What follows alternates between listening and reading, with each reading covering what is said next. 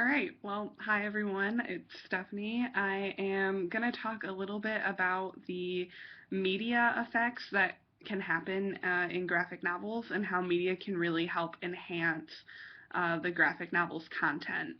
So, if any of you have read about In Limbo, the graphic depiction of the Syrian War, which is my graphic novel project for the summer, you'll know that I did a lot of research into the revolution and a lot of the violence and the military strategy over there to try and better understand the culture and what the people are having to go through. Because of the nature of the project, I think that this graphic novel, even though it's fictional, falls very closely to comics journalism, which is a really growing field as of late. And comics journalism entails a writer or a journalist traveling or researching another country and then writing a either completely um, non-fictional piece on it or writing an inspired piece based on it, which is I did the latter. And a lot of comics journalism involves media because some people will incorporate real photographs from the nation that they're researching or they're visiting.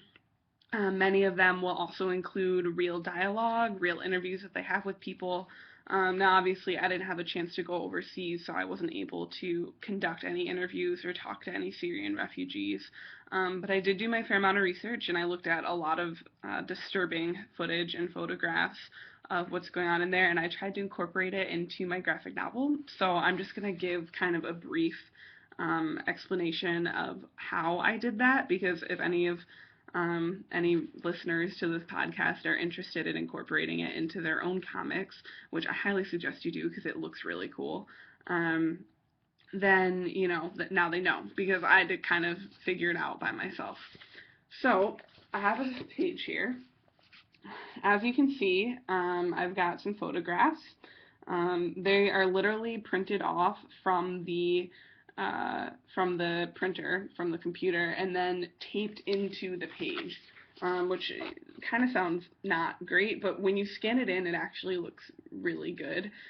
Because the tape doesn't show up on the scan. You have to use clear tape and obviously make sure that you don't get any marks on the tape because that would show up. And then when you scan it, it looks as if the picture has been embedded and drawn into the page. So it looks like a photograph. People can tell that it's not art without looking like, a picture, a piece of paper that's been taped into a notebook. What I did is I added a couple of different photo filters to kind of give it a different look. These pictures were all in color when I looked them up online, but I wanted to keep with the black and white feel of my graphic novel that I've been illustrating with just black ink. But what I did is you kind of have to play around with it, but you can edit the contrast, you can change the different types of black and white that you want to use.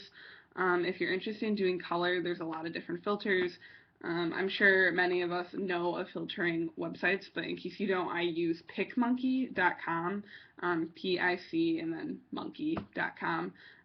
It's free and you can do some pretty cool things with their filters. That's just what I used. Saved it to my computer, printed it off, and then included it into the page.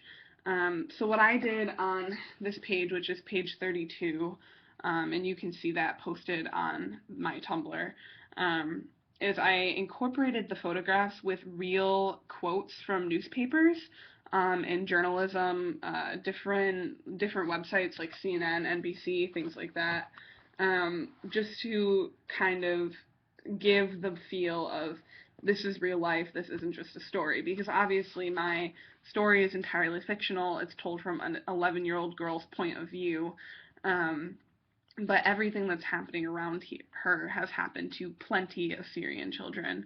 And so I really wanted to utilize media to my advantage on this project and use photographs and use real headlines, real quotes from other journalists who are writing about the topic, people who have been overseas, to really sort of enhance the novel overall and make it more a legitimate educational source rather than just someone who read about Syria and then wanted to write a story on it. So that's my little spiel about the use of multimedia in graphic novels. I think that it's really useful, and I think that if you can incorporate media in any way, I mean, for webcomics, which I'm trying to get into once I get a tablet under my belt, webcomics, you can include animation, you can include videos, you can do stop motion. There's just endless possibilities with media, and this is just a very, very small example.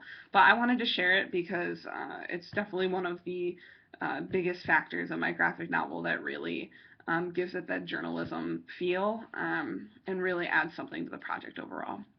So I hope that that taught someone something. Thanks.